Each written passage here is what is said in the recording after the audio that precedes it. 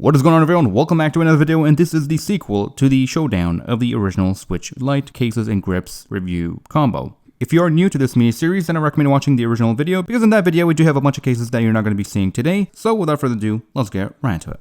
Let's go ahead and start off with this one right here. So this one, I took a look at it and I thought this would be a pretty cool case. And I thought that this thing was going to be something like this, which is a decently soft TPU case with a nice flexibility and clean cutouts. Except what I got here is a very cheap feeling case that doesn't feel all that great. The cutouts are not perfect. And overall, not only doesn't sit properly, but the grip that it provides is pretty terrible. As you can see here, the cutouts are pretty warped, so not good at all. Now you're probably wondering, why did I get this case? Well, it was because it had 4 built-in game slots. Now that's pretty cool if the case actually was functional. I thought it was going to be something like this OVIO case, which I totally love and I recommend. And I'll talk about my updated list at the end of the video. But yeah, don't recommend this case, don't get it. And to be honest, most of you are probably going to be getting one of these pouches, so you're going to be storing your games in there anyways, so there's no point of actually having your Switch games exposed here.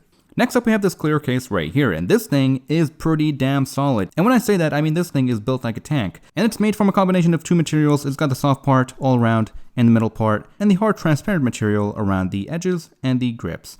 The installation process, I would give it kind of a medium. It's pretty okay, not bad at all. And it really just sits in there perfectly. I really like how it feels, and it doesn't look all that bad. It looks pretty good, but I unfortunately have 2 problems with this case, and I was going to recommend it, but it will definitely go into my honorable mentions. The first one is kind of a minor one. Being a clear case, eventually it will start yellowing, maybe 6 months down the line. It depends on how you use it and how much UV exposure it gets from the sun, but that's really not an issue, and a lot of people really don't care about that, and you might end up switching your case anyways. But the main problem that may be not recommended, and that would be the SD card slot cutout. And if you're someone who watched my last video, then you probably know what I'm talking about. It really depends on how you grip your Switch, but I like to grip it like this. As you can see here, my fingers will start rubbing against this hard surface. Now this is a problem with a lot of cases, including this Hori case.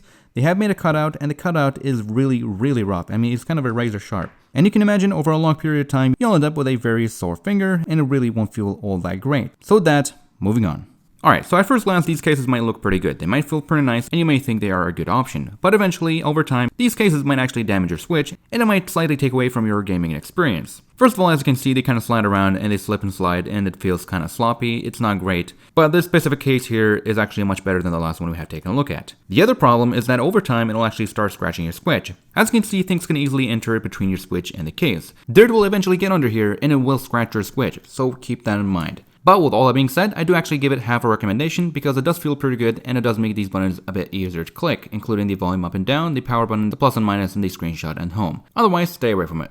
Next up, we have this silicone case right here, and now you're probably asking, why are you reviewing a silicone case? I thought you said silicone cases are pretty terrible and they will scratch up your Switch with dust and debris getting under the Switch itself. Well, this one was going to have a slight exception because it's tighter and it grips your Switch pretty well. So the gaps here are not very well defined, which dust and debris will be harder to actually enter your Switch and scratch it up from the front side. Why did I pick this case? Well, for 2 reasons. One of them is because it's got a nice stand, and as you can see, it does shake a lot, but it doesn't fall until you give it a good bounce. Now, how is it standing up? Well, it's because of these things right here, which really might wear off over time and eventually might not work out too well. It feels pretty good. I really like the grip. It's nice and comfortable, and it comes with these analog caps, which are pretty cool. And the way I recommend installing these is by actually putting them on and spinning them until they're on perfectly. I think that is the best way to actually install these without damaging your sticks. These things actually are pretty good, and I do really like how they feel. Being included with this case is really nice, and I really do like both sticks, even the long ones. Even the really tall ones, they feel really nice. In fact, it kind of feels like you're playing with an arcade stick. But that being said, it feels good, it looks good, and it has a lesser chance of damaging your Switch should you get this case. Well, it's going to be up to you, and it might actually end up in my honorable mentions. I mean, it's not very stable. As you can see, it does wobble a whole lot, and every time it falls, it will fall straight on your triggers, and that will damage them over time, and you'll end up with micro cracks all over your Switch. So for that reason, I don't recommend this case, but it will go into my honorable mentions. So if you dig this case, then there will be links for it in the description below.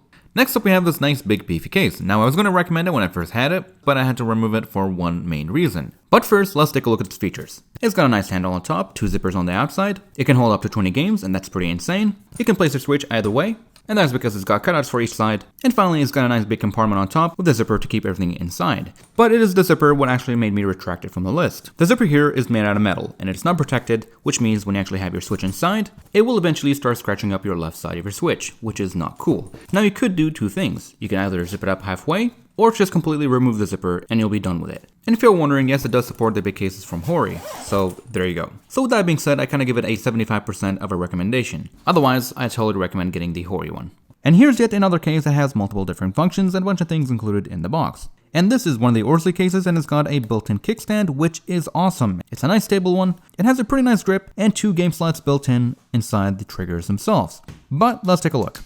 So here we have a game, and basically you just pop it in right in there, and that is pretty cool and all. But if you think about it, although it's pretty convenient, and the installation process here is pretty okay, over time you can expect your Switch game to have damaged cartridge art. And that's because the Switch here is pretty much sitting on top of your game, and if the game is not being damaged, then your Switch will be damaged instead. And really the reason is that this part right here, it's kind of rough materials. Although it's bendable, it's still pretty hard, and I imagine over time you'll have actually marks that look like this in the shape of a cartridge on both sides of your Switch right here. So would I personally use this game slots? Well, probably not, because I'm going to have my games always in the pouch, and the case itself will most likely be in the pouch itself. So I'm going to have all my games at all times, and that shouldn't be an issue. That being said, how does it feel as a grip? Well, I would say it feels pretty good. Build quality is pretty nice. It is nothing spectacular, but it does feel pretty okay. And it does give you a nice grip that is very solid, and overall, not a whole lot to complain about. It's a pretty decent grip, but I do wish it was slightly bigger.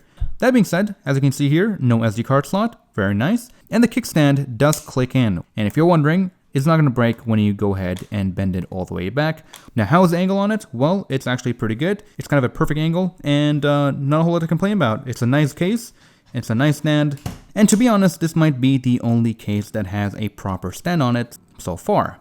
So with all that being said, the game slot, I don't recommend using it. There is a slight chance of scuffing your Switch from the back with those square marks. If you don't care about that, then this case is going to be perfect. And that is because you get a set of 3 different caps for your Switch as well, and that is really awesome. And the caps that you do get are pretty nice, not a whole lot to complain about really, and they are 3 different sizes. And with that being said, it will most likely make it into my top list, but we'll find out at the end of the video.